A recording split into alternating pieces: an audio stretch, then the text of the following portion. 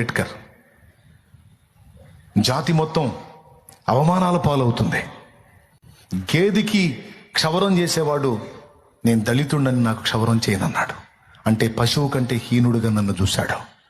వదిలిపెట్టకూడదు. దళితుడిగా పుట్టడమే పాపమా?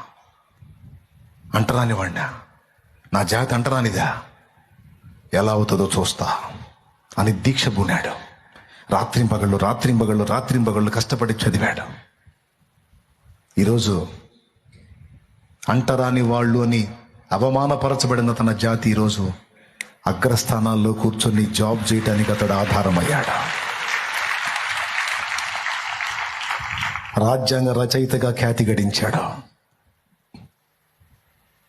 దాదాపు 140 కోట్లకు పైచిలుకున్న భారత జాతికి రాజ్యాంగ రచయిత తానే అయ్యాడు.